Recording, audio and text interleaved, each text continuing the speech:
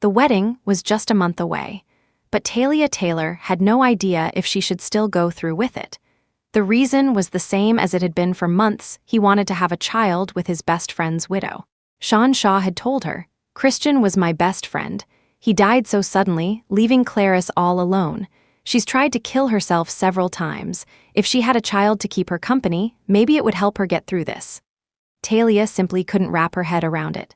She asked Sean, if she wants a child, she can adopt, remarry, or even pick a donor from a sperm bank abroad. "Why does it have to be you?" Sean said. "On his deathbed, Christian entrusted Clarice to my care. Besides, she doesn't know anyone else in this city. I'm the only one she can turn to." "Sean, don't you think this is completely absurd?" But Sean just said, "It's just IVF. It's not like I'm actually going to do anything with her. I'll still marry you." She had known Sean for 15 years, and they had been dating for 13. She had finally reached the day she could marry him. She never expected fate to play such a cruel joke on her. She asked Sean, "So what will the child call you? Uncle or Dad?" A flicker of unease crossed Sean's face. "The kid can call me whatever they want. I don't care," he said, his voice laced with irritation. There was no way Talia could agree to this. Because of it, Sean had been giving her the cold shoulder for months. Sean said, "Just think it over. Clarice isn't in a good state right now, and I'm worried she'll do something rash. I'm going to go take care of her for a few days. I'll be back for the wedding." And then he left, dragging 2 enormous suitcases with him. He had packed all of his clothes and daily necessities. Talia stared at the empty wedding suite. The red paper cuttings of the double happiness symbol still stuck to the glass window now seemed like nothing but a mockery. The phone rang. It was the bridal shop. Talia answered. "Hello, Miss Taylor. Could you please send me your and Mr. Shaw's measurements? I need to have our tailors start on your custom wedding dress and suit as soon as possible." Talia knew her own measurements, but she had no idea about Sean's. She called him. He picked up quickly. "Have you come to your senses?" From his end of the line, a woman's voice could be heard faintly, sultry, and seductive. "Who is it?" Talia recognized that voice. It was his best friend's widow, the one he called his buddy's widow, Clarice Hale. Sean replied, "No one. The movie's just getting to the good part. Why call now? Such a buzzkill." Hearing Clarice's voice, Talia couldn't help but laugh sardonically. "Taking your buddy's widow to the movies. I thought you said she was heartbroken and suicidal." Sean's anger flared. "I'm just trying to get her out of the house, to lift her spirits. How is she supposed to get over Christian's death if she's cooped up at home all day?" What a noble-sounding excuse. Just as absurd as the idea of having a child with her. "Fine, you two enjoy the movie. I'm hanging up." "Talia, are you neurotic? Did you just call to say nothing and give me a hard time?" Talia asked. "Sean, do you still plan on getting married?"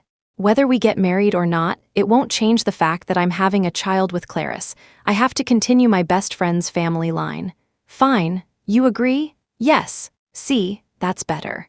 Don't worry, I'll be there on time for the wedding." Before he could finish, Talia had already hung up. Since getting married or not wouldn't affect his plans with Clarice Hale, then it was only fair to level the playing field. The wedding would proceed as planned, but she would have a different groom. Chapter 2, Talia posted on her social media feed, "Seeking a marriage partner. Know any reliable single guys? Referrals welcome." Soon, the comment section was flooded with onlookers. Someone asked if she and Sean had a fight, advising her that it was normal for men to fool around a bit, and that she shouldn't be so dramatic, or she'd chase a good man away. Someone else questioned her, asking how she could do this to Sean. Talia just laughed when she saw that. She, Talia Taylor, had been with Sean when he had nothing, supported him as he built his business, and stood by him through all his hardships. She could say with her head held high she had never wronged him. He was the one who made the outrageous demand first, treating their decade-long relationship as if it were nothing. It was time to cut her losses and start over. Her phone vibrated. Talia thought it was another one of Sean's friends coming to lecture her. But to her surprise, it was a private message from her boss. The contact, whom she had saved as the vile capitalist, was her boss, Ethan Ford. "The vile capitalist. You're looking for someone to marry? The vile capitalist. Then it should be me." Talia froze. How could she have forgotten to hide her post from her boss, the vile capitalist? "When's the wedding?" Clutching her phone, Talia typed back with trembling fingers. "In a month, the vile capitalist." Works for me, Talia from Tech. Boss, are you serious? The vile capitalist, how about we go register right now? Wait for me, I'll pick you up at your place in half an hour. Talia quickly tried to stop him. Talia from Tech. Boss, I still have a few things to take care of. Let's do it in a month. That gives you time to think it over, too. The vile capitalist, no need to think. We'll get married in 1 month. Talia stared at Ethan Ford's messages, her mind reeling for a long time. The sound of a key turning in the lock came from the front door. When Sean walked in, he didn't look happy. Talia, let's cancel the wedding for now. Clarice is still not doing well, and I don't want to hold a celebration at a time like this. It would be too much for her. Talia nodded calmly. Oh, Sean seemed a little surprised. You're not going to make a scene? Why would I make a scene? I thought you'd be angry, especially since we've been together for over a decade. Talia scoffed internally. That's right, she thought. A relationship of more than 10 years, and this is what I get. For the sake of some so-called buddy's widow, he cancels our wedding just like that. Over the past decade, he had gotten used to calling all the shots. Whatever he decided, Talia was expected to comply, to obey, never to object. Talia didn't want to argue with him, so on matters that weren't deal breakers, she was always the one to back down. But this time, she wasn't going to give in anymore. Is she feeling any better? Sean said. She still needs someone with her. When she's alone, her mind starts to wander. The baby, we need to have it as soon as possible. I see. Well, you should spend more time with her then. Sean smiled, praising her. It seems our fight had some effect after all. You've become more sensible. She hadn't become more sensible. She had woken up. Let's meow like cats together. Meow, meow, meow, meow, meow. Sean's phone was ringing. Talia was a bit surprised. Given Sean's ironclad straight guy personality, she never thought he'd use a viral pop song as his ringtone. He answered, his voice softening to a tenderness she had never received. Clarice? Oh, so it was a custom ringtone he had set just for Clarice Hale. What? Okay, I'll bring it over right now. Sean hung up, stood, grabbed his car keys, and rushed to leave. He was already at the door when he remembered to say something to Talia. Clarice left some of her clothes in my car. I'm going to drop them off for her. Talia asked. What clothes? Sean's expression suddenly turned strange. He stammered, just some ordinary clothes. Never mind, I have to go. Chapter 3, that weekend was their former teacher Mrs. Jennings's birthday. Talia got a call from the class president early in the morning. You and Sean should come together. When Talia arrived, the karaoke bar was already filled with old classmates, but Sean was nowhere to be seen. The class president looked behind her and asked, Where's your husband? Parking the car? Talia replied, He's not my husband. The class president laughed it off. Not yet, but he will be in a month, right? You two have been together for so many years, it hasn't been easy. You're at the finish line, so don't fight, just be happy. Mrs. Jennings was as cheerful as ever, though a decade had added a lot of white to her hair. She smiled and said, That's right, Talia, I've watched you two grow up together. Are you upset about the situation with Clarice? I think you've misunderstood. Sean and Christian Jones were always very close. Now that Christian is gone, he's just helping to take care of Clarice as a good friend would. You should have faith in your decade-long relationship. Mrs. Jennings had been their English teacher, always kind and approachable. Talia had always liked her, but this wasn't high school anymore. A teacher could impart knowledge, but she couldn't teach her how to manage a marriage. Mrs. Jennings, I know what I'm doing. Thinking she had gotten through to her, Mrs. Jennings looked even happier. You were always a smart kid, I'm sure you understand. Just as she spoke, Sean pushed the door open and walked in. Happy birthday, Mrs. Jennings. Mrs. Jennings beamed. Thank you. You and Talia are getting married soon, too. I'm so happy for you both, but in the next second, her smile froze. Clarice Hale was right behind him, draped in his jacket, her hand linked through his arm. She smiled and handed a gift to Mrs. Jennings. Hello, Mrs. Jennings, I'm Clarice Hale. I'm so sorry, we should have been here earlier. It's all my fault. My period suddenly came, and Sean had to run out and buy me some pads which held us up. Sean. That name, spoken so intimately, said everything. The class president was also stunned. He clapped Sean on the shoulder and reminded him, Talia's right here.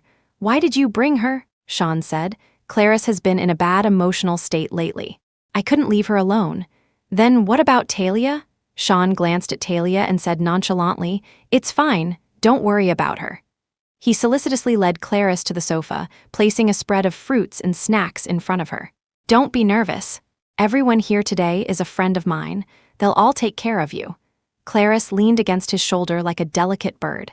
I only feel safe when you're here. Everyone who came to celebrate Mrs. Jennings's birthday was an old classmate. Who didn't know that Sean and Talia were a couple? Seeing the scene before them, no one knew how to react. Especially the class president, who had probably intended to help Sean and Talia patch things up. Talia knew the class president was warm-hearted and meant well. But in this situation, it was clear his good intentions were useless. Mrs. Jennings's birthday party passed in a cloud of awkwardness. When it was over, everyone felt a sense of relief. Everyone except Sean and Clarice.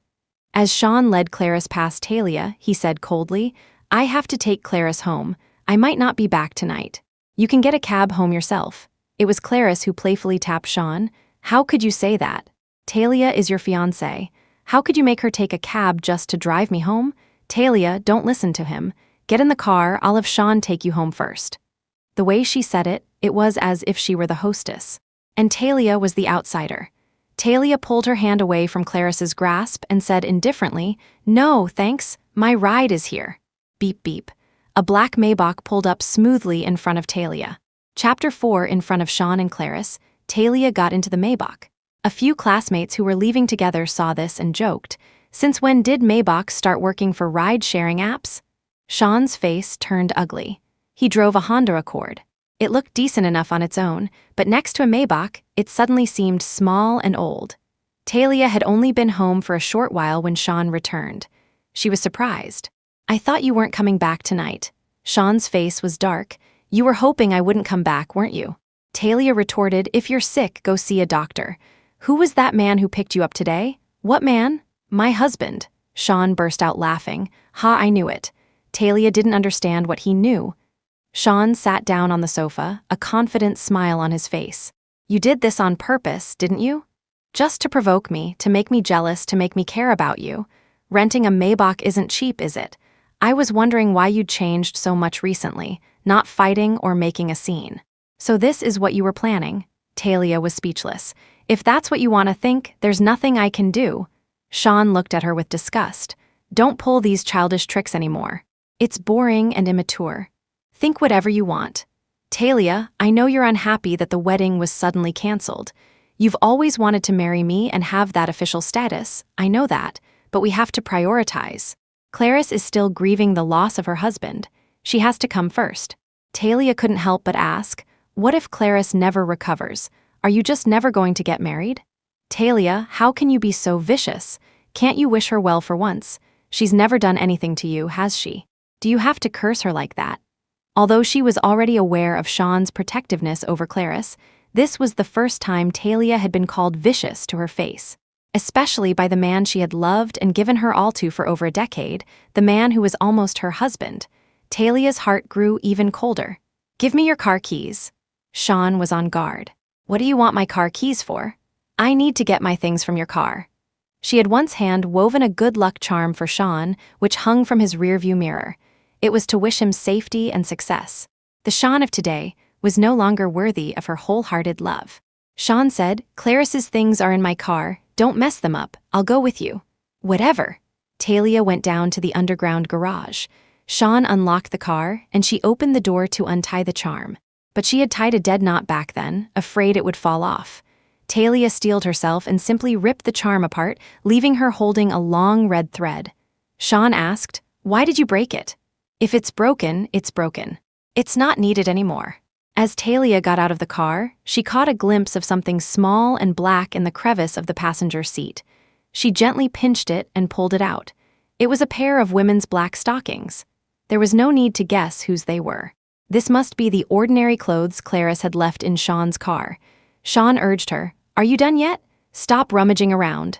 Talia, her face expressionless, stuffed the stockings back where she found them. "I'm done." The moment she was out of the car, Sean immediately closed and locked the door. Talia didn't care. She clutched the tangled red thread in her hand and threw it into the nearest trash can. Her phone rang. She answered it.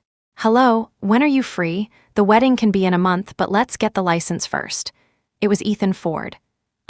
There's no rush, is there? Talia said. Getting a license is so easy these days, we could even do it on the day of the wedding. Sean suddenly caught a keyword. License? What license? Chapter 5 on the phone, Ethan Ford asked, your ex-boyfriend. He had already automatically added the ex prefix to Sean. Talia replied, yeah, you should move out as soon as possible. Okay, look at your schedule for getting the license. Let me know when you've decided and I'll make time. After she hung up, Sean stared at her suspiciously. Who was that on the phone so late? Talia said, someone asked me to go get a marriage license with them. Sean scoffed. Talia, that trick was clever once. Playing it again is just pathetic. Talia took a deep breath. Oh, are you listening to me? Don't worry. I'll never bring this up with you again. Sean was satisfied. It's getting late. I have to get back to Clarice. Go ahead. As he was leaving, Sean turned back and said to Talia, just wait a little longer. Wait until Clarice is in a better state. You've been with me for so many years after all, I'll still give you the status you deserve. This time, Talia said nothing at all. The next day, Talia started packing her things. She didn't have many clothes. The only thing that truly mattered was her computer. As a programmer, all her project code from over the years was on it. When Ethan came to pick her up, he saw her with just a laptop bag slung over her shoulder and raised an eyebrow. Is that it? Talia nodded. Yeah, this is it. I thought girls liked to buy lots of pretty clothes and bags. Of course they do. Who doesn't like pretty clothes and bags? But in the early days, when Sean was starting his business, their finances had become tight. Talia had sold her jewelry and hadn't bought new clothes in years. She just packed her essentials and donated the rest to a charity organization. Looking at her thin bag, Ethan said softly, I'll take you shopping this weekend. You don't have to. Why not? I haven't got my paycheck for this month yet. Ethan couldn't help but let out a soft laugh. I'll give you an advance. Talia licked her lips, still a bit timid. Boss, are you really sure you want to marry me? Why do you ask? Is your family pressuring you a lot to get married? They are, and being married helps increase the shareholders' confidence in me. It's good for the company. No wonder. I was thinking, a vile capitalist like you would never make a losing deal. What did you call me? Talia waved her hands frantically. Nothing at all. Ethan's lips curved into a smile. You should change my contact name sometime. I'll do it right now immediately. Talia quickly changed the vile capitalist to humanity's true beauty. She held her phone up to Ethan's face. See, I changed it. Ethan glanced at it, then steered the car to the side of the road and stopped. Talia asked, what's wrong? Ethan took the phone from her hand, typed for a moment, and then handed it back. As the car merged back into traffic, Talia looked at her screen. Humanity's true beauty was gone. Now there were just 2 words. Hubby, boss, we're not even married yet. Isn't this a little bold? Ethan raised an eyebrow. Should we head to the city hall now then? He made a motion as if to turn the car around. Don't, boss, I'm afraid today won't work. All right, what's your excuse today? My official documents are still registered under his household. When Sean received Talia's call, he was out shopping with Clarice. She was trying on a strapless mini dress, preening in front of the mirror, deliberately showing off her figure. Seeing Sean's mesmerized expression, she secretly snapped a picture of him. Then she took a selfie. She posted it to her social media feed. The caption read, I guess Cupid's aim was off before, but now you're finally by my side. There were 2 pictures. One was her sexy selfie, and the other showed Sean staring at her, entranced in the background. She savored the feeling of having Sean wrapped around her little finger, which greatly satisfied her vanity. But soon, Sean's attention was no longer on her. He was frowning as he answered a call. Talia, didn't I tell you I'm with Clarice these few days? What are you calling for now? Where are my residency papers? What do you need them for? I need to get a new document. What kind of document? Clarice, not wanting a man's attention to stray from her, deliberately raised her voice. Sean, do I look good in this dress? Sean's focus was immediately pulled back to her. Watching Clarice strike a cute and sexy pose for him, Sean just wanted to end the call quickly. There in the 3rd drawer of the cabinet, in the living room. I'm really busy lately, so don't call me unless it's an emergency. That's all, bye. Chapter 6, they were almost at Ethan's house. Talia figured the public records office at the police department would be closing soon anyway. She could go another day. But for now, she had set up camp at Ethan's place. She actually thought it would be better to rent her own apartment. But Ethan's reasoning was, living separately right after getting married. If a reporter snaps a picture, they'll have a field day. In the end, out of professional courtesy to her boss, Talia had no choice but to stay at Ethan's house. However, she insisted on staying in the guest room. Ethan didn't push her on that. But as she was busy putting her clothes away in the closet, Ethan leaned against the doorframe, arms crossed, watching her. "Talia, when I said I want to get married, I meant a real marriage." Talia didn't understand what he meant and nodded. "I know. We have to go through the legal process, get a real license, so those gossip reporters have nothing to dig up." Ethan slowly emphasized, "I mean a real marriage, not just legally, but in terms of daily life as a married couple." This time, Talia understood. Her face flushed slightly, and her movements as she put away her clothes became a little unnatural. Seeing her discomfort, Ethan's lips curved into a slight smile. "Don't be scared. It's not like I'm going to eat you." It was 3 weeks later when Sean finally returned home. During those 3 weeks, he had accompanied Clarice, doing all sorts of things she enjoyed. He went with her to Disneyland, watched the sunrise with her at sea, and saw the Milky Way with her in the desert. When they got back, Clarice told him, "Sean, I'm pregnant. A child can't be without a father. Are you really going to let our child be called a bastard with no dad? Christian entrusted me to you to take care of me. We can raise the child together. In the future, he can pay respects to Christian's grave as his godfather. Isn't that the perfect solution? Talia, you may have over a decade of history with her, but you're not married yet. As long as you're not married, you're both single. It's no one's business who you marry. If she wants to cause a scene, let her. I'm already carrying your child. It's not like she can drag me to get an abortion, right?" Hearing that last sentence, Sean roared in anger. "She dares. If she lays a single finger on our child, I'll make her life a living hell." Clarice leaned into his embrace and cooed, "Oh, Sean, you're so manly. No wonder Talia was so devoted to you all these years. What woman wouldn't fall for you? Even I." After a journey filled with sweet nothings and flirtatious praise, Sean's vanity was immensely satisfied, and he felt smug. But when he got home, his mood was a little complicated. He still felt a slight twinge of guilt towards Talia. He opened the door and found the living room empty. The bedroom door was locked. He walked over and knocked. "Talia, are you in there?" No one answered.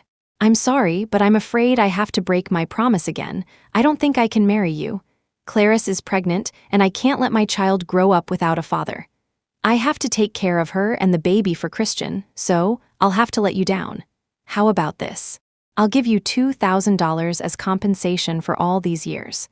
If you don't say anything, I'll take that as a yes. I did the math.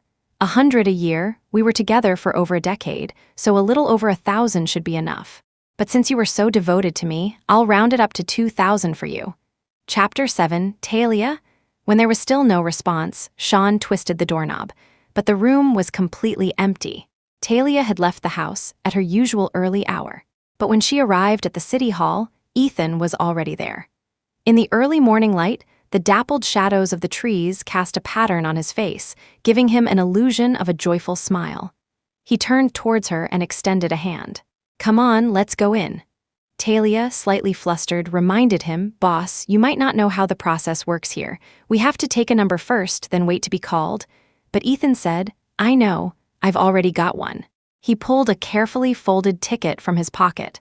The number 1 was printed starkly on it. Talia was stunned. "Just how early did you get here?" she asked. Even though it was a weekday, the date was considered auspicious, and many couples had specifically chosen this day to get married.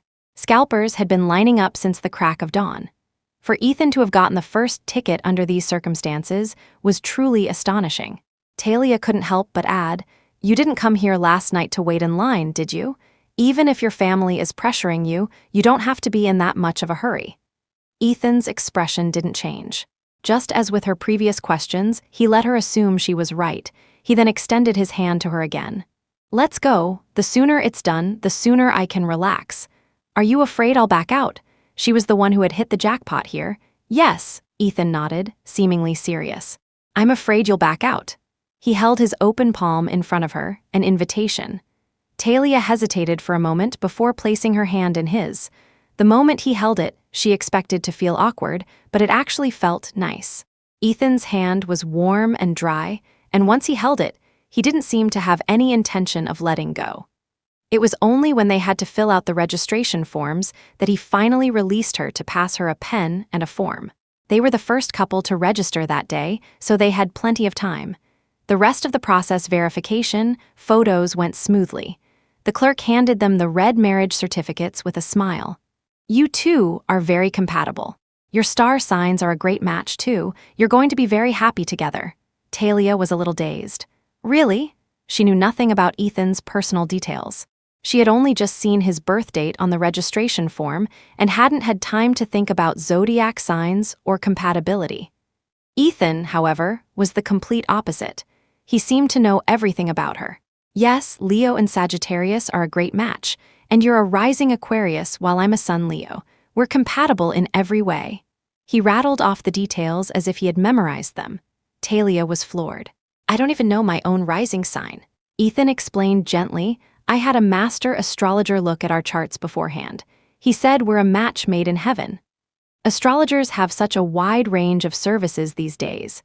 Yes, a true scholar of both Eastern and Western arts. They walked out of the city hall, discussing the mysterious astrologer. Talia stood amidst the bustling couples, following Ethan down the steps in a daze. When they reached the curb, she instinctively looked down at the red certificate in her hand, as if in a trance. She was married. The thing that had once seemed as difficult as climbing to the sky now seemed so simple. All it took was changing the person. Ethan's voice brought her back to reality. He opened the passenger door. Wife, get in the car. Chapter 8. The title made Talia feel a little flustered, but she had no reason to refuse or correct his choice of words. The thought that Ethan was her boss still made her throat tighten with nervousness. Boss, I can actually just take a cab to the office. Ethan kept his eyes on the road as he drove. You don't have to work today, but it's Wednesday, a work day. A slight curve appeared on Ethan's lips, a smile that grew more obvious by the second until he couldn't suppress it anymore. He said, his voice full of cheer, today is a special day. We should celebrate. What do you want for lunch? Japanese, hot pot, or barbecue? These were all Talia's favorite foods. Talia thought for a moment. Let's do hot pot. Since we're celebrating, we should have something lively and steaming. Ethan drove her to a fancy hot pot restaurant in a converted villa. In the past, Talia would have just taken a picture of a place like this and walked away. But today, with a capitalist like Ethan footing the bill, she could finally walk in with a clear conscience. The restaurant certainly lived up to its price tag. From the menu to the napkins, every detail was exquisite. Ethan handed the menu to Talia. Order whatever you want. You said it. Talia had a rough idea of his net worth, so with the mindset of fleecing a capitalist, she didn't hold back. For the broth, I'll have the spicy and the wild mushroom combo. For the dipping sauces, the signature 8-compartment platter. And 2 giant tiger prawns, a pound of leopard coral grouper, a portion of black Wagyu beef, house-made egg dumplings, and some South Australian conch. Talia ordered all the ingredients she had never dared to even look at before. Realizing how long the list was, she hesitated. It seems like we've ordered too much. I'll take a few things off. No need. Ethan reached over, took the menu, and handed it to the waiter. We'll have all of this. Before Talia could show her surprise, he explained, a celebration calls for complete indulgence. If you don't try everything, how will you know what you truly like? His logic was sound. Talia feasted with a clear conscience. She and Ethan weren't particularly close, but with him, she didn't have to worry about burdens or inhibitions. She could just focus on eating and enjoying the food. Soon, the spiciness made her break out in a sweat. Ethan, who was eating from the mushroom broth, had been using a separate pair of chopsticks to cook food for her. He turned to the waiter serving their table and said, "Get her a glass of milk to cut the spice. Make sure it's hot." Wait, Talia stopped him just in time. "I'd rather have an iced Coke. It works better," Ethan replied without batting an eye, "but you're on your period. You can't have anything cold for the next few days." Talia's face turned an even deeper shade of red, but she didn't object again. The waiter quickly brought over the hot milk and discreetly stepped back, giving the loving young couple some space. Talia took a sip of the hot milk. It did help with the spice. She mumbled softly, "How did you know I'm on my period? Don't tell me the astrologer figured that out too." This time, Ethan didn't blame the astrologer. He recounted his deductive process. "You usually drink coffee at the office, using the machine in the break room almost every day. But there are always a few days each month when you switch to brown sugar water. Even though I'm a man, I know what that means for a girl." As he spoke, he used the special chopsticks to pick out a giant tiger prawn, peeled it expertly, and placed it in the bowl in front of her. His movements were impeccably meticulous. Talia picked it up and ate it. She suddenly felt that expensive things were expensive for a reason. The shrimp was exceptionally fresh and sweet. They ate slowly, taking their time. Ethan quietly kept her company until he was sure she was full and satisfied. Then he asked, "Do you have any other plans for this afternoon?" Talia shook her head. No. She had intended to suggest they go their separate ways, but he surprised her by saying, "Then, would you do me the honor of taking me home to meet my father-in-law and mother-in-law?" Chapter 9. Talia hesitated. Right now, Ethan saw nothing wrong with it. "We are a legally recognized couple, and our wedding is the day after tomorrow. We should pay them a visit beforehand." He was very well-mannered. Talia had to tell him the truth. "My parents and my brother don't know I married you yet. Maybe we should visit them tomorrow. At least it will give them some time to prepare." The consequence of her impulsive decision was that she now had to spend more effort cleaning up the mess. Ethan said thoughtfully, "But the wedding venue needs time to be decorated. I've booked the venue and catering for the day after tomorrow, which means the setup and rehearsal have to be tomorrow. Today is the most suitable day to go." Every word was logical and irrefutable. After the hot pot meal, the distance between them had invisibly shrunk. Ethan glanced at his watch and said to Talia, "I need to go make some preparations. You can have a coffee at the cafe next door and rest for a bit. I'll be back soon." The cafe was not far from the hot pot restaurant, just across the street. Talia also happened to want some time alone to seriously consider her current situation. She didn't ask where Ethan was going or what he was planning. She ordered a hot drink for herself and started playing on her phone. It was only then that she saw the message from Sean, "Where are you? Don't you know we have the rehearsal?" The short sentence was filled with his familiar tone of complaint and entitlement. Talia moved her finger across the screen expressionlessly. The next unread message was also from him. "You were the one who insisted on getting married. What are you doing now? Playing hide and seek. If you don't show up, the wedding is off. Talia, there's a limit to throwing tantrums. Is marriage a joke? Fine, you're the one who didn't show up. Don't blame me for not giving you an out." Sean seemed to think she would do anything for their wedding. Talia couldn't even be bothered to mark the messages as read. She just swiped left to delete them. Then, her finger slipped and opened his social media feed. He didn't seem as anxious as his messages suggested. In fact, he had just posted a picture of Clarice Hale. From the angle Clarice was looking at the camera, the photo could only have been taken by someone else. Sean made no attempt to hide it. His caption read, "My sweet donut." If this had happened before, Talia would have been heartbroken. But now, strangely, she felt nothing. Instead, she liked and commented in one smooth motion, leaving just a single sentence. "Wishing you both happiness." The tabletop in the cafe was smooth and textured. The 2 marriage certificates lay open on it, their celebratory red color glaringly bright. Talia took a picture of her and Ethan's certificates, then posted it to her own feed with the caption, "Married stepping into a new phase of life, Chapter 10, not long after the post went up, her unread messages exploded. There were so many inquiries from friends and classmates that she couldn't keep up. "What's going on with you and Sean? Why did you suddenly get married separately and on the same day?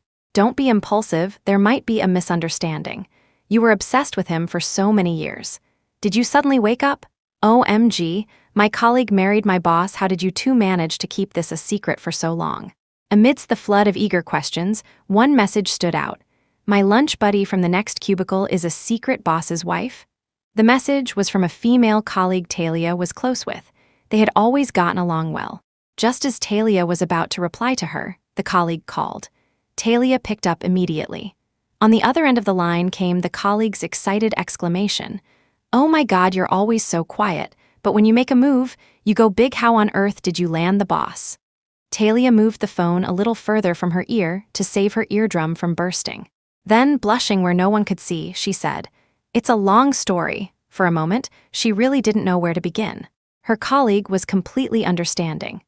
"I know your story must be a long one, but the fact that you've finally found your happiness is a huge joy in itself. I thought Mr. Ford would never get over his past. Now that I think about it, he's really lucky to have met you." Surely, she was the lucky one, right? She had just decided to end a toxic relationship and immediately met a boss who was being pressured to get married. They might not have deep feelings for each other, but they could probably live together respectfully. But her colleague was talking about something else entirely. "I'm not exaggerating at all, think about it.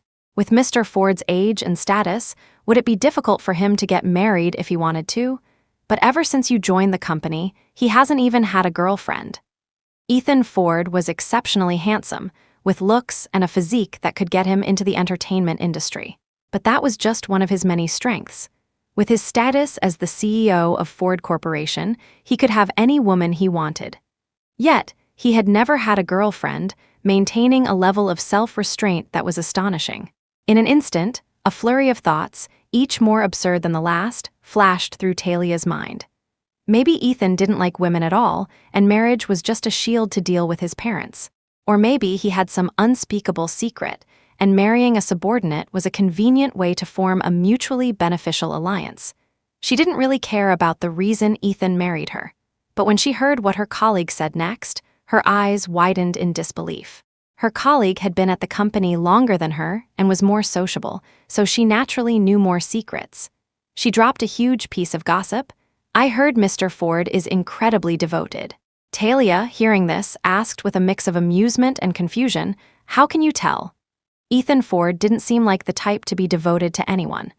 Her colleague, sensing Talia's disbelief, spilled everything she knew like beans from a jar.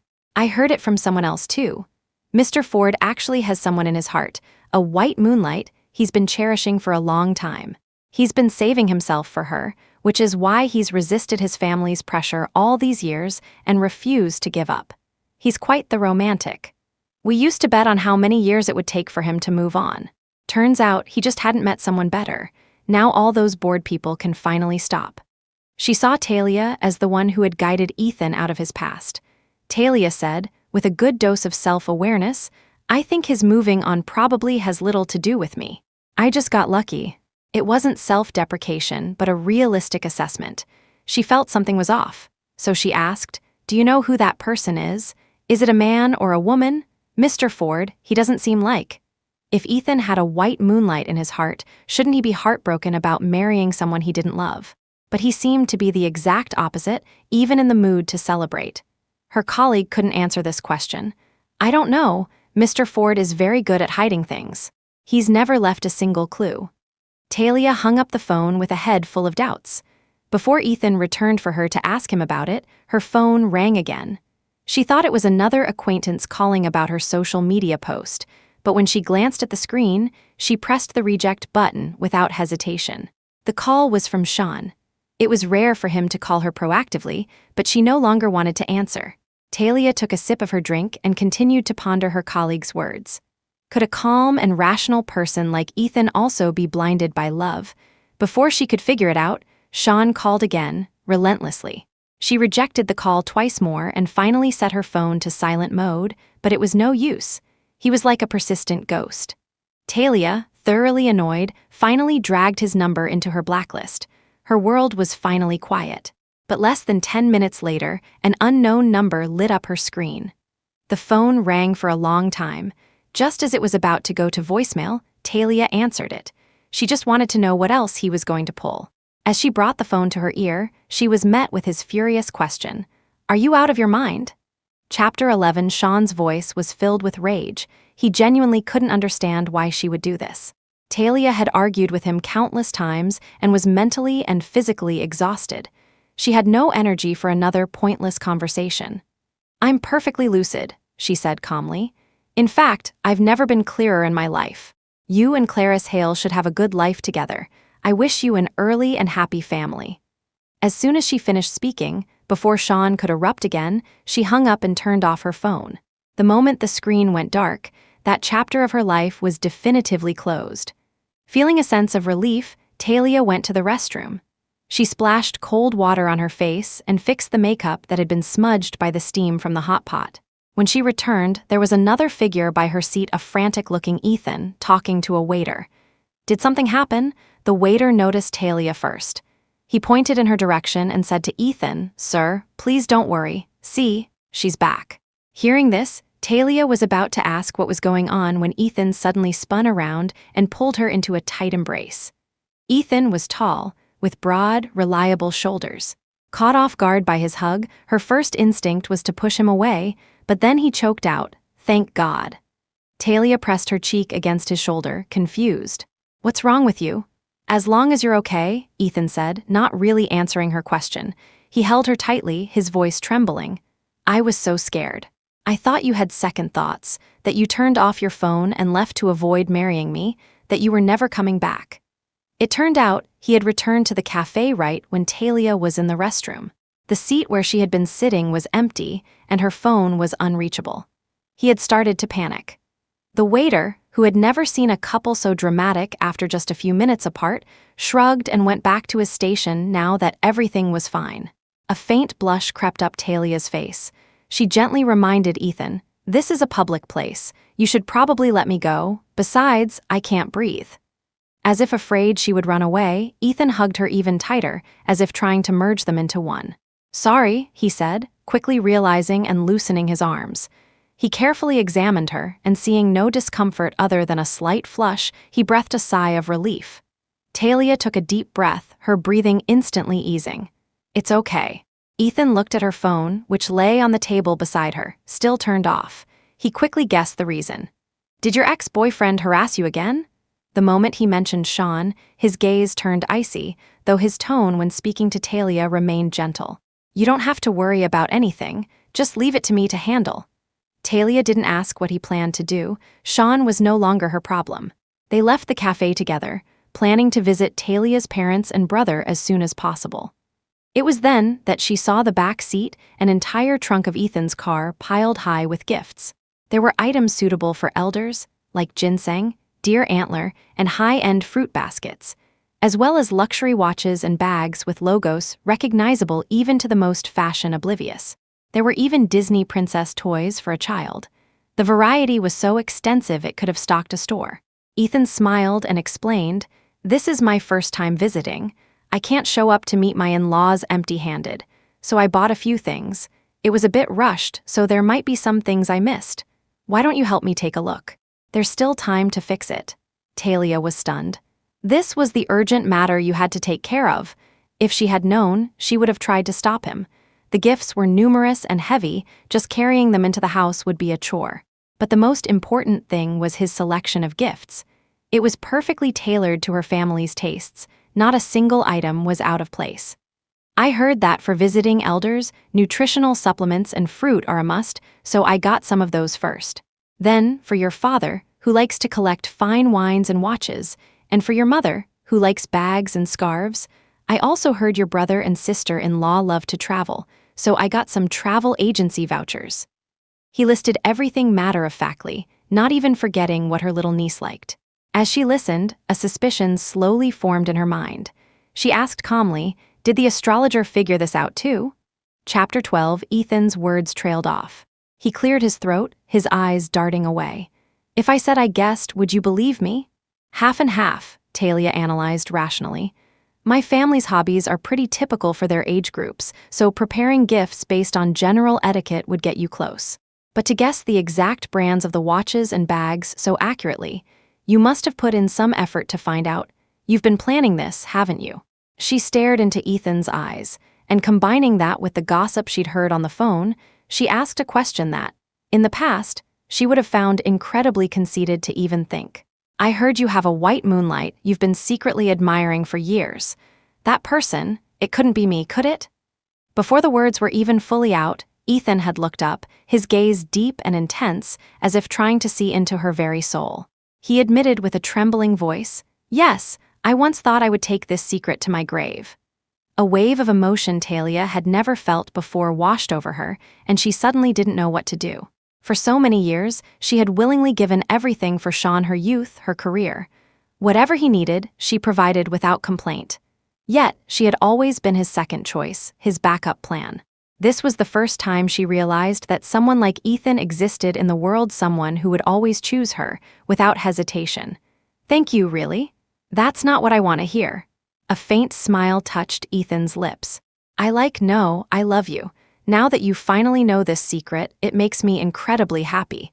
If anyone should be thanking someone, it should be me thanking myself." His love required nothing in return. Talia looked at him, almost speechless. Of course, she knew what he wanted to hear. But so much had happened in just half a day that her mind was in turmoil. She couldn't even sort out her own feelings for him. Fortunately, Ethan had confessed his feelings without demanding a response from her. Talia came from a rather traditional family. Her parents lived with her brother and his family. When they arrived, the whole family happened to be home. The news of their marriage was like a bombshell. Talia's parents had assumed she was bringing home a serious boyfriend and had been quite welcoming to him. But when they learned they were already married, their smiles instantly froze. Her mother, Mary, said with a worried expression, "The last one you picked was so, and now you've finally gotten off that dead-end street. Only two." Sigh, Talia's sister-in-law, Sarah, couldn't help but chime in. "Yes, are you too serious? Mr. Ford, you said you're her boss. How long have you known each other?" If it had been a long-term secret romance, it might have been more understandable. Talia's brother, David, was still fuming about his sister's previous choice. Now, looking at Ethan, though he tried not to be biased, his expression was still unnatural. Who announces their marriage on social media before telling their family? Her father, Arthur, said nothing at all, retreating to the balcony to stare at his chessboard and sulk. In the large living room, only Talia's little niece, Lily, showed any interest in the stranger. She curiously sidled up to Talia and asked, "Auntie Talia, is this your boyfriend?" Lily looked up at Ethan with her large, grape-like eyes, full of curiosity. Talia braced herself and introduced him. "We're already married. To be precise, he's your new uncle." Lily gasped, her eyes growing even brighter and more curious as she looked at Ethan. Ethan saw his opening. He took a gift from the pile and handed it to her. "Little princess, this is our first time meeting. Your new uncle didn't know what you like, so he brought Elsa to keep you company. I hope you like her." An Elsa doll was a surefire hit with girls her age. Lily happily accepted the gift. "Thank you, Uncle Ethan." Seeing Ethan's bribery plan succeed so well, Talia first shook her head in amusement, then couldn't help but smile. She hadn't expected him to be so good with children. Her brother and sister-in-law, seeing their daughter warm up to Ethan so quickly, still felt he was a stranger, but were now willing to give him a closer look. They exchanged a glance and reached a silent consensus. He seemed far better than Sean. Chapter 13, Ethan sensed the subtle shift in mood. He immediately took Talia's hand and, adopting a reliable posture, introduced himself. "First, I must apologize for my presumptuousness today. A visit like this should have happened before I proposed to Talia, but things happened suddenly, and I'm a bit late. But please believe me, my feelings for Talia are genuine. I've been in love with her for many years." He first recounted his story of unrequited love for Talia, then added with regret, "I thought Sean was her choice, so I had to bury my feelings. If I had known she had chosen the wrong person and wasted all these years, I would have spoken up sooner." No one in the Taylor family had a good impression of Sean, so his words resonated with them. Especially Talia's mother, Mary. She wiped her eyes and changed how she addressed him. "Ethan, is it okay if I call you that?" We were against her being so impulsive, afraid she would make the same mistake again. "But you seem like a dependable man. Please stay for dinner tonight." This was her way of accepting him as her son-in-law. Ethan naturally agreed. "Of course, thank you, Mom." Talia's brother, David, had only known he was his sister's boss and had no idea of his age. Now, learning how young he was, he found him and his sister to be a perfect match. He couldn't help but praise, "Mr. Ford, you're so young and accomplished." Ethan responded modestly and smoothly transitioned to a new topic, discussing the recent stock market performance with David, who nodded in agreement. Talia glanced at her watch. Less than an hour had passed since they arrived, and Ethan, with his excellent performance, had already won over everyone in the family except her father. Arthur couldn't find any fault with his new son-in-law, but the fact that he and Talia had gotten married without telling anyone still bothered him. Seeing his son and Ethan getting along so well, and his wife preparing dinner, he couldn't help but huff at the chessboard in front of him. Meanwhile, Ethan had just recommended a few promising stocks to David, suggesting he research them himself. He then went to the balcony and greeted Arthur. "Dad, Talia told me you enjoy collecting watches. I hope you'll like this humble gift." He didn't mention that he had researched this hobby himself, instead attributing it to Talia's suggestion, expressing his sincerity while subtly implying a level of intimacy with Talia that didn't yet exist. Arthur was still skeptical. He wanted to use this opportunity to put Ethan in his place. Without even looking at him, he moved a chess piece and said, "Just put it there." Ethan didn't feel slighted in the least. He sat down opposite Arthur. After a moment, he understood the intricacies of the endgame on the board and said seriously, "Dad, perhaps you could try moving the pawn on your right?" Arthur snorted. "That sacrificial piece." "Sometimes, even a sacrificial piece can be useful," Ethan suggested with a good-natured smile. "I've memorized the board. If you make a wrong move, I promise I can restore it for you." Arthur was finally convinced. After a few moves, the endgame was indeed solved. Ethan remained calm and composed, smiling as he helped restore the board, but Arthur stopped him. "Not so fast. If you have time, let's play a game." Besides collecting and studying watches, chess was his greatest hobby. Ethan had a wide range of interests and happened to be skilled at chess as well. The two played a couple of games before dinner. By the time Talia came to check on them, they had become fast friends, talking like old pals. Arthur spoke to him about his daughter's past with a sigh. When she was in school, she was so competitive, always trying to be number one in every subject. Her mother and I felt bad for her, telling her not to push herself so hard, but she was stubborn. She even chose a major that very few girls in her class picked. We were so proud of her. We thought she would build a great career, and a little hard work was fine. But then, it was like she was possessed. She gave up her job for a man, just to do his laundry, cook for him, and be his support system. All of this was because of Sean. Chapter 14. Talia, instantly embarrassed, cut in, "Dad, what are you talking about?" Back then, she had been too close to the situation to see anything wrong with it. It was only now, after giving up on Sean, that she realized how absurd her past actions were. She wished she could find a hole to crawl into. Ethan smiled and came to her rescue. "Dad, but now you have me, right? I won't let her suffer even the slightest bit of injustice ever again." Arthur looked from Ethan to his daughter and finally broke into a satisfied smile. "Good, let's eat." The Taylor family's home-cooked meal couldn't compare to the culinary artistry of the villa restaurant, but it was warm and inviting. The whole family gathered together, laughing and talking without any rigid formalities. Just as he had at lunch, Ethan served Talia food. Her acceptance was much more natural this time. She no longer peppered her sentences with "thank you." Seeing this, her sister-in-law, Sarah, whispered to her husband, "I think this one is much more reliable. He's giving her all her favorite dishes. He might not seem down to earth, but knowing how to care for someone is a good thing." The rest of her words were drowned out by Ethan praising Mary's cooking. The dinner was lively. They sat in the dining room, but the living room TV was on.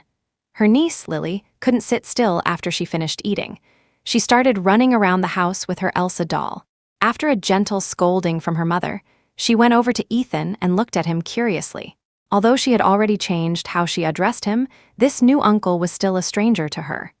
In response to Ethan's friendly question, she said with childlike innocence, "Uncle Ethan, my auntie is very pretty. It's a good thing you're handsome, or I wouldn't support you too." Ethan smiled through it all. He didn't feel out of place or uncomfortable. After dinner, Talia's family wanted to ask more about their future plans, such as their arrangements after marriage. Sensing Talia's slight headache, Ethan took the initiative and went into the kitchen. "Mom, Talia hasn't been home in a while. You all chat, I'll do the dishes." It was common for a new son-in-law to do chores to win favor on his first visit, but the idea of him doing it was worrying. Talia didn't think Ethan had any experience with washing dishes. She found an opportunity and slipped into the kitchen. Her intention was to secretly help him, to avoid losing the approval they had just gained. But instead, she saw him skillfully wiping the water droplets from the dishes with a paper towel. Now it wasn't just her. The rest of the family who had followed to observe were also surprised.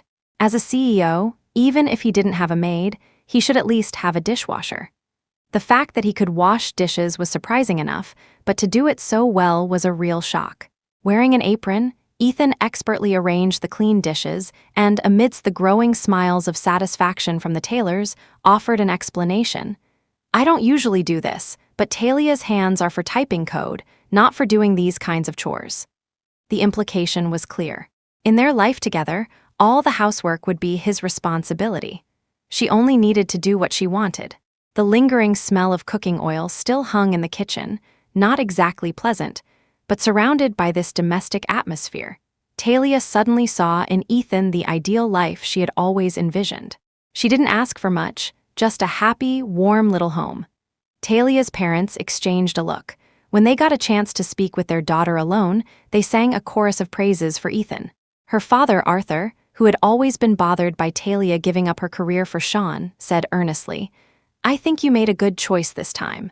I'm not saying you should choose him because he's wealthy, but because he understands what you want and won't let you waste your talent." Her mother, Mary, valued more practical things. "When you were infatuated with Sean, I always had a bad feeling. He was so bossy with you. I knew if you two got married, you'd be the one to suffer. But Ethan is different. Like your sister-in-law said, he knows how to care for someone. You two are much more suited for marriage." They both genuinely approved of Talia's choice. Hearing their words warmed her heart, and she instinctively glanced at Ethan's back. That night, Talia had intended to stay at her parents' house. As Ethan had said, she hadn't been home in a while.